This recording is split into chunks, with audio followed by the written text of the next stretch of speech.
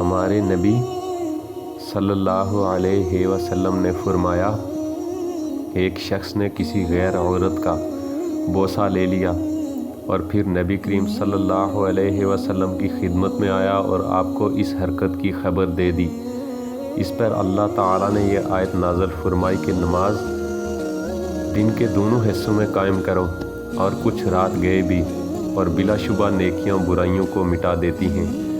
اس شخص نے کہا کہ یا رسول اللہ، کیا یہ صرف میرے لیے ہے؟ تو آپ نے فرمایا کہ نہیں، بلکہ میری تمام امت کے لیے یہی حکم ہے۔ حضرت انس رضی اللہ عنہ سے روایت ہے کہ نبی صلی اللہ علیہ وسلم کے صحابہ میں سے کچھ لوگوں نے نبی صلی اللہ علیہ وسلم کی ازواج مطہرات سے آپ کی تنہائی کے معمولات کے بارے میں سوال کیا۔ پھر ان میں سے کسی نے کہا میں عورتوں سے شادی نہیں کروں گا، کسی نے کہا میں گوشت نہیں کھاؤں گا، اور کسی نے کہا میں بستر پر نہیں سوؤں گا۔ آپ کو پتہ چلا تو آپ صلی اللہ علیہ وسلم نے اللہ کی حمد کی، اس کی ثنا بیان کی اور فرمایا، لوگوں کا کیا حال ہے، انہوں نے اس طرح سے کہا ہے، لیکن میں تو نماز پڑھتا ہوں اور آرام بھی کرتا ہوں، روزے رکھتا ہوں اور افطار بھی کرتا ہوں اور عورتوں سے نکاح بھی کرتا ہوں۔ جس نے میری سنت سے رغبت ہٹا لی وہ مجھ سے نہیں۔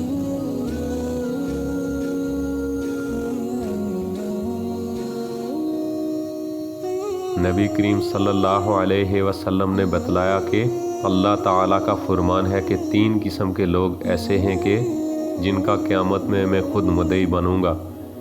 ایک تو وہ شخص جس نے میرے نام پہ عہد کیا اور پھر وعدہ خلافی کی، دوسرا وہ جس نے کسی آزاد آدمی کو بیچ کر اس کی قیمت کھائی، اور تیسرا وہ شخص جس نے کسی کو مزدور کیا، پھر کام تو اس سے پورا لیا لیکن اس کی مزدوری نہ دی۔ ایک بار ان حضرت صلی اللہ علیہ وسلم لوگوں میں بیٹھے ہوئے ان سے باتیں کر رہے تھے، اتنے میں ایک دیہاتی آپ کے پاس آیا اور پوچھنے لگا کہ قیامت کب آئے گی؟ آپ صلی اللہ علیہ وسلم اپنی گفتگو میں مصروف رہے۔ بعض لوگ جو مجلس میں تھے کہنے لگے، آپ صلی اللہ علیہ وسلم نے دیہاتی کی بات سنی لیکن پسند نہیں کی، اور بعض کہنے لگے کہ نہیں، بلکہ آپ نے اس کی بات سنی ہی نہیں۔ جب آپ اپنی باتیں پوری کر چکے تو میں سمجھتا ہوں کہ آپ صلی اللہ علیہ وسلم نے یوں فرمایا، وہ قیامت کے بارے میں پوچھنے والا کہاں گیا؟ اس دیہاتی نے کہا، حضور میں موجود ہوں۔ آپ نے فرمایا کہ جب امانت ایمانداری دنیا سے اٹھ جائے تو قیامت قائم ہونے کا انتظار کرو۔ اس نے کہا، ایمانداری اٹھنے کا کیا مطلب ہے؟ آپ صلی اللہ علیہ وسلم نے فرمایا کہ جب حکومت کے کاروبار نالائق لوگوں کو سونپ دیے جائیں تو قیامت کا انتظار کرو۔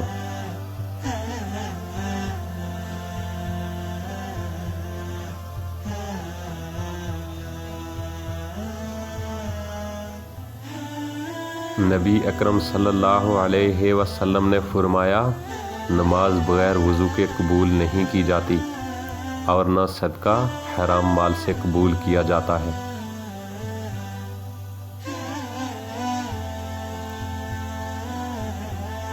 حضرت ابو ہریرہ رضی اللہ عنہ سے روایت ہے، رسول اللہ صلی اللہ علیہ وسلم نے فرمایا، جب تک میں تمہیں کسی معاملہ میں آزاد چھوڑے رکھوں تب تک تم بھی مجھے چھوڑے رکھو، بلا وجہ سوال نہ کرو، کیونکہ تم سے پہلے لوگ اپنے انبیاء علیہ السلام سے سوالات کرنے اور پھر ان کے احکام کی مخالفت کرنے کی وجہ سے ہلاک ہوئے، لہٰذا میں تمہیں کسی کام کا حکم دوں تو حسب ہمت اس کی تعمیل کرو، اور جب کسی کام سے منع کر دوں تو اس سے رک جاؤ۔